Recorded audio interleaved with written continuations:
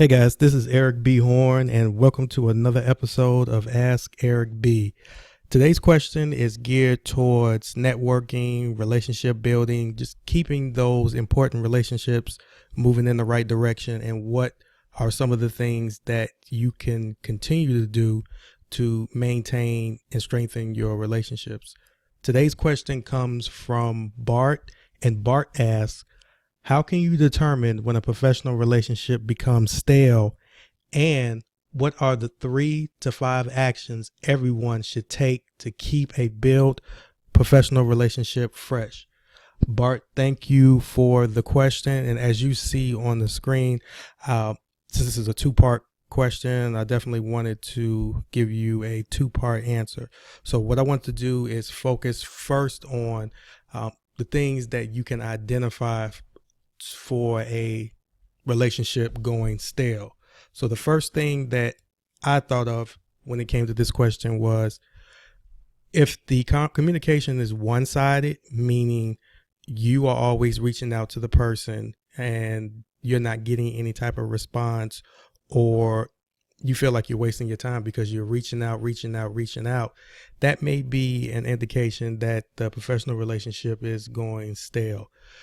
Networking, relationship building is a two-way street. No one wants to feel like they're wasting their time, their effort, and their energy trying to reach out to someone. So one of the biggest pieces to avoid one-sided communication, any event that you feel like you're reaching out to someone and you're not getting the proper response that you want, I usually think of it like baseball, and that's the 3 strikes and you're out rule.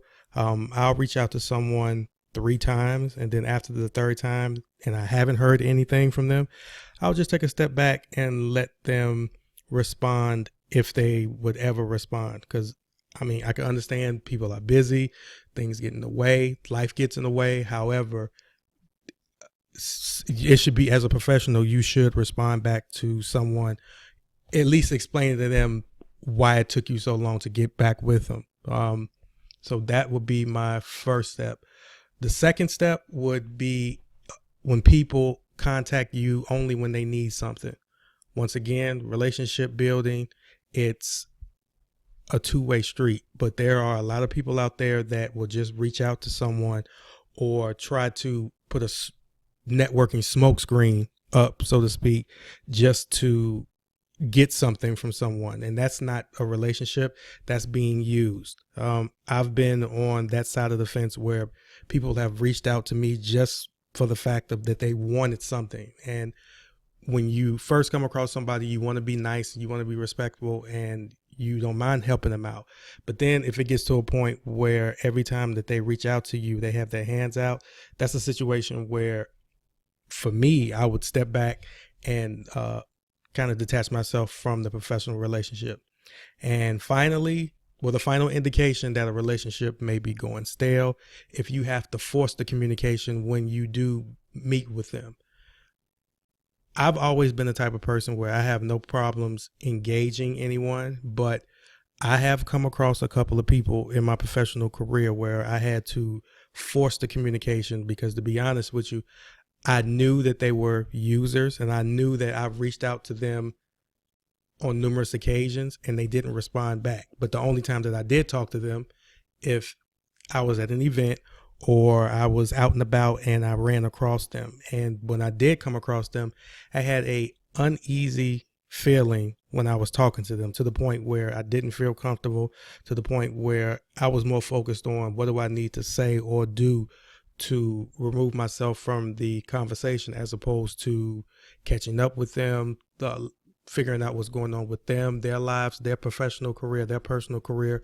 So I knew anytime that I would have to force the communication, that's a relationship that I really didn't want to move forward based off of the one-sided communication, or they only reach out to me when they needed something.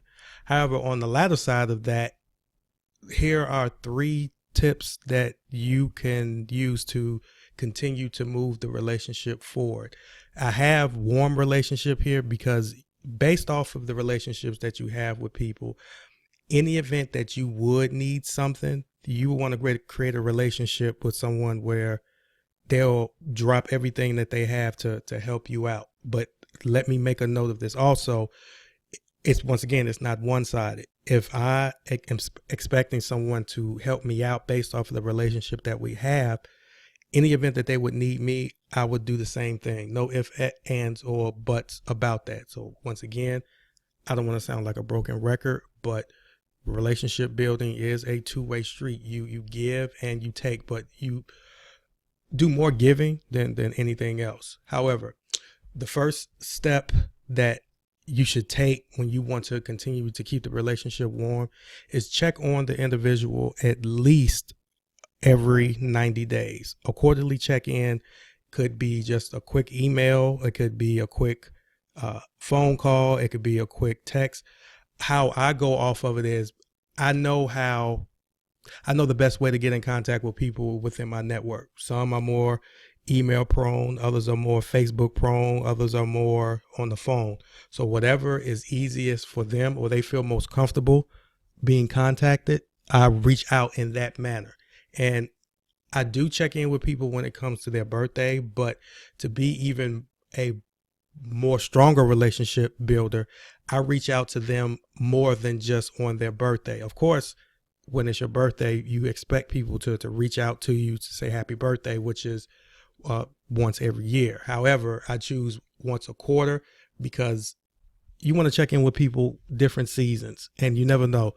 From a professional level, one season could be, they can be riding high. Another season, they can be down and out. So I do my best to gauge them and see how they're doing every quarter. And also every quarter is great because there's a sweet spot when it comes to the overall frequency of reaching out to people. Now, don't get me wrong. We'll have some relationships where you'll reach out to the person every week, every month, every quarter, or whatever have you. So you just figure out your frequency. But a good baseline is to check in with the person every quarter. Tip number 2, take time out to have face-to-face meetings. Now, based off of what I talked about with the quarterly check-in, use tools like text messaging, email, social media to check in with people. But at the same time, it's nothing like having that one-on-one, face-to-face interaction with someone. And that could be having dinner with them, having brunch, or just taking 10 to 15 minutes out and just having a face-to-face meeting with them. You gain an ultimate connection by looking someone in the face and asking them how they're doing and seeing what's really going on, because you never know what somebody's going through behind email. You can always train your fingers to type, "Oh, I'm doing well, thank you for asking," even though they're really going through some hard times. So technology is great to keep the relationship going, but you don't want to rule out the face-to-face meetings.